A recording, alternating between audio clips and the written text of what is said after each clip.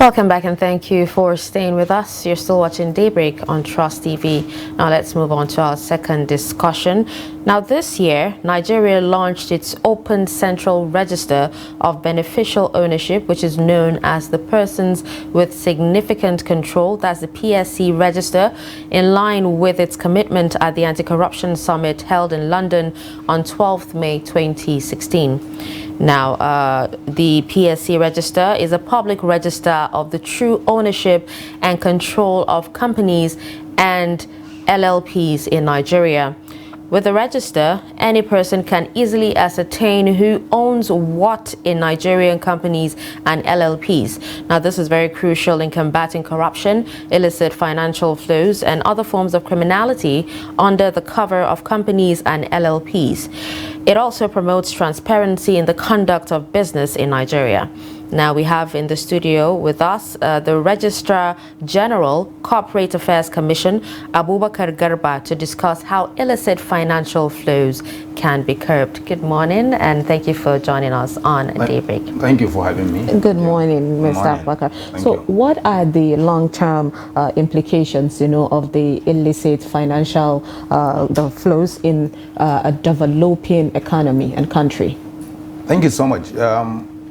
Globally, money laundering, terrorism financing, and illicit financial flows have been in the front burner because these are things that actually affect the economy. And over the years, because of global concern, the Financial Action Task Force, which is a global body that normally reviews and advises countries on the appropriate measures to put in place to fight illicit financial flows and money laundering, assesses countries on the effectiveness, the availability of these laws, and the effectiveness of these laws. So for us in Nigeria, over the years, we've recorded non-conformities in certain areas due to the absence of legal framework and due to the absence of effective measures to fight illicit financial flows. And why CAC is concerned, most of these money laundering and illicit financial flows are carried out using corporate vehicles, either companies, limited liability partnerships, or trust arrangements, legal arrangements. And why this is so is because there is a limit to financial transaction that an individual can carry out. But for companies, contracts, procurement, all procurements are done using companies as vehicles.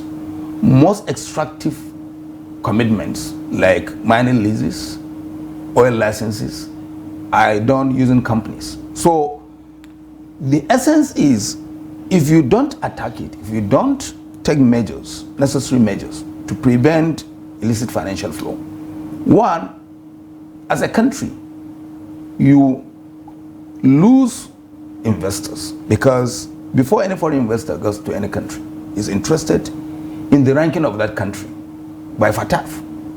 If FATF has classified you as high risk because of the absence of your money laundering measures, then it's very unlikely for any serious investor to come and invest in your country.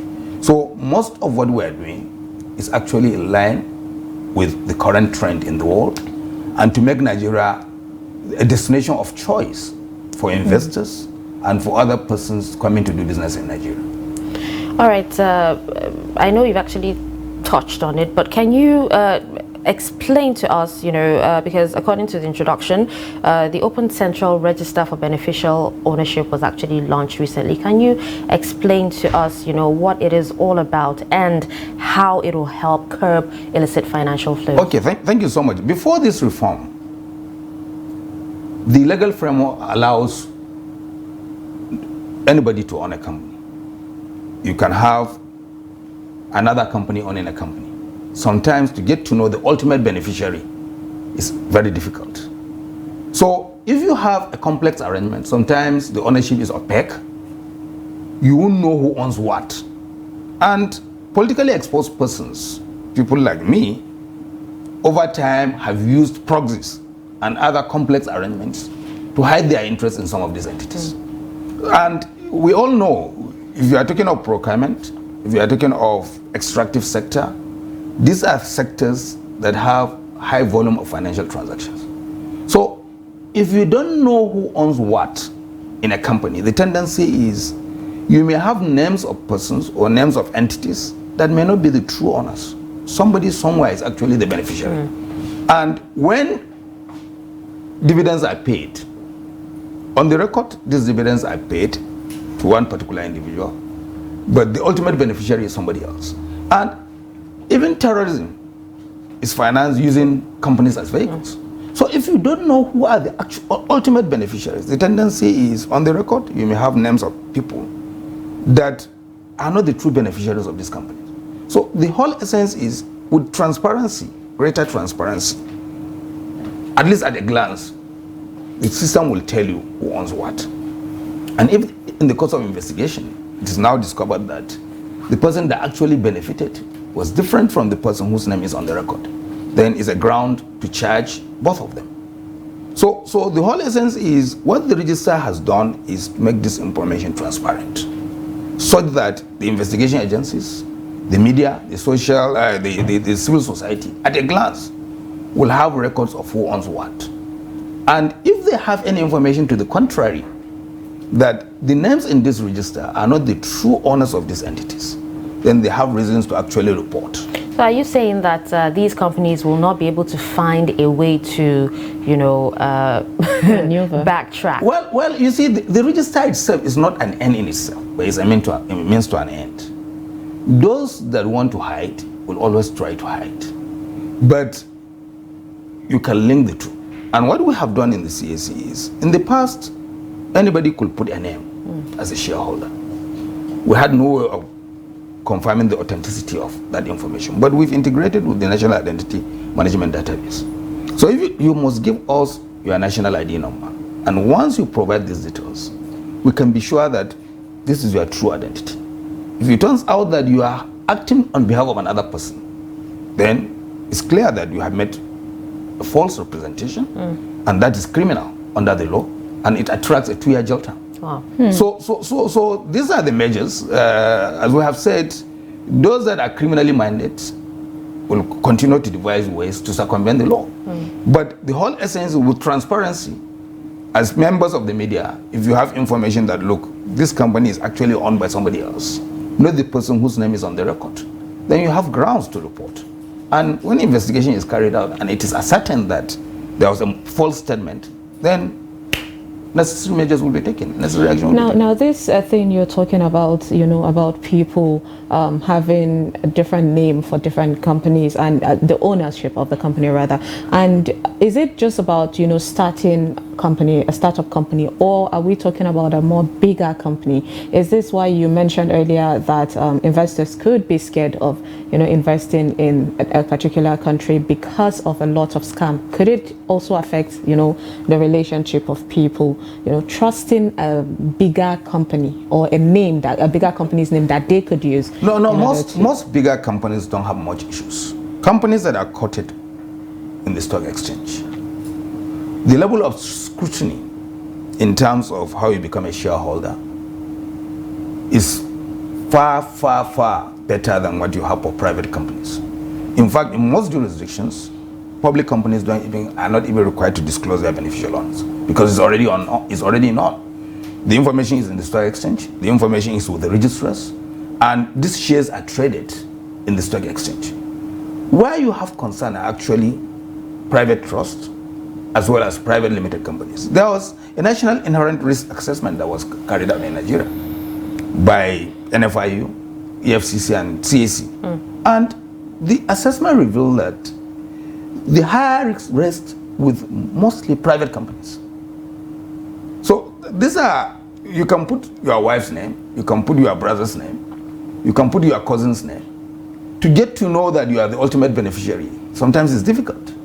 So sometimes it's only investigation that will reveal it. And people have used this kind of arrangements to actually control corner resources that belongs to the people. People have used this to apply for mining leases, to apply for oil blocks, using names of proxies. So at that time, there was no requirement to actually disclose who the ultimate beneficiary was. And it may not necessarily be a crime at that time. But now that it has been criminalized, if you submit information that is actually contrary to what it should be, then you know that it's criminal. And about the investment, it's not about what goes on necessarily. It's about, there is a global body, as I've mentioned, the FATF. FATF issues standards on money laundering and terrorism financing. And countries are supposed to comply with these standards for them to have positive rating from FATF. Most other countries have the same measures. So most international investors, the first thing they do is to look at the assessment of that country by FATF. It's similar to the World Bank in a way. You can liken it to the World Bank Ease of Doing Business, where World Bank was ranking countries on how easy somebody can carry out a business in that country. For FATF, their concern is the anti-money laundering measures, the illicit financial flows measures, as well as terrorism financing measures. How effective are these measures?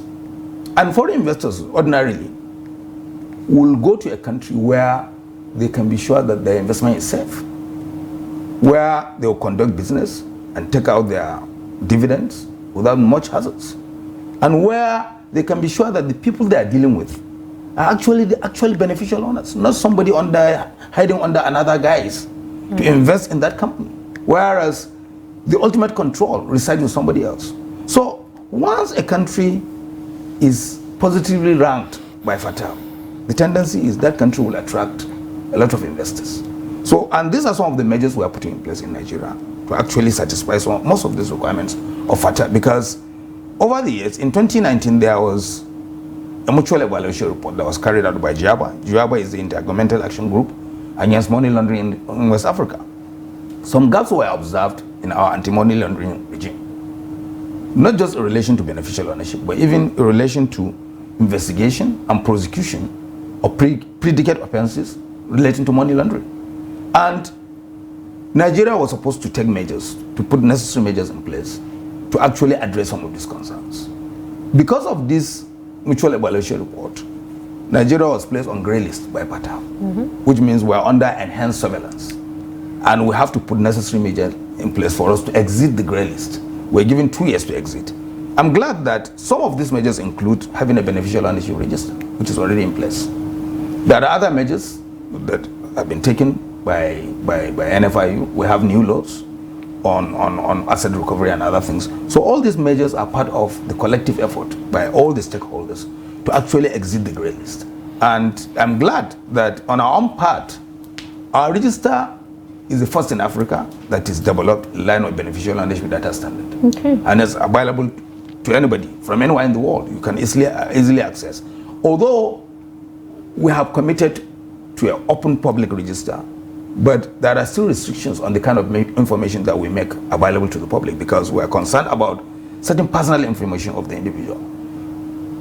In the register, you can see the name, the date of registration of the entity, the name of the beneficial owner, his month and year of birth, his residential address, but he may choose to restrict the residential address from the public register. We don't publish the email address, we don't publish his phone number, we don't publish the actual date of birth, because you may have different people with the same identity, with the same name, with the same month of birth. So some of this information, restricted information, is only available to law enforcement agencies. Law enforcement agencies, in the course of their work, they have unfettered access to every information. But for the general public, there are still restrictions to avoid a situation where somebody, if you have a residential address and you are such a person that may be open to attack, maybe by virtue of your work, from criminals or terrorists, you may choose to restrict the residential address from the public register. And once you do that, we'll block it from the public register. In place of the residential address, you will have to provide a service address. But it's not automatic. We have to be convinced that there are grounds upon which that restriction should be allowed. Need to be secured. So yes. Okay, now you actually said quite a lot, and if I'm to pick from a few of what you said, you talked about the register being a means to an end. Yes. And you also talked about how some other organizations have come up with, projects or measures to be able to curb illicit financial flows. Now, one thing we know about Nigeria is, there are lots of ideas, but implementation is also an issue. Now, recently, the African Development Bank and the Coalition for Dialogue of Africa they launched a 3-year support project to fast-track responses to illicit financial flows. Now, you asked the question, but I want to put the question to you. If you take a look at all these measures and all the projects that have been put in place, what is the impact so far? Has it made any difference? No, most of these initiatives are new. Implementation has just started. And one thing you can be sure about these measures is somebody somewhere is monitoring the effectiveness of this application of these measures. PATA will not remove you from the grey list if they are not satisfied that some of the measures we have put in place are actually effective. Every month, we render a report to NFIU, and all the agencies render a report to NFIU about all these measures, about the implementation of some of these measures. And these things are assessed and verified. So this is not about putting measures without implementation. What we are doing is real. What other agencies are doing are real, because everybody is concerned about exiting this grey list. And it's not just going to end there. Once you succeed in exiting the grey list and these measures, it means that some of the measures you have put in place are effective. And on a continuous basis, you have to continue to meet those standards. Otherwise, you are going back to the grey list, or you may even be worse off. So I can assure you on this that all stakeholders are interested, all stakeholders are committed to all these measures. Some of the concerns we had before now were the absence of legal framework. That actually delayed the implementation, like the beneficial ownership. We didn't have a law that supports beneficial ownership disclosure until 2020, when the Companies and Allied Matters Act were repealed and readapted. From January 2021, we started collecting the information, but we didn't have a standalone register until last May, when the register was launched.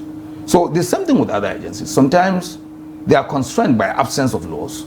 You don't expect a law enforcement agency to go and do things that are not supported by its laws, or that are not supported by criminal laws. But most of these laws have been passed, and efforts are now being put in place to actually enforce some of these measures. We have an interministerial committee that is chaired by the Attorney General of the Federation on this AML-CFT framework.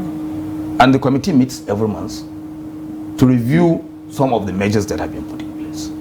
So I can assure you on this that this is not one of the things that you can say you have beautiful ideas that have not come to fruition. This have already begun to come to fruition, and will actually enforce it to the I think I agree, with Hussein. I understand her points, because, considering that we keep saying we're fighting corruption, Nigeria has been fighting corruption for the longest time, and still yet, if there's going to be a mention of which country, one of the countries that has high corruption number, Nigeria would be the first in West Africa, or at least second. It's still there, and it's biting us hard.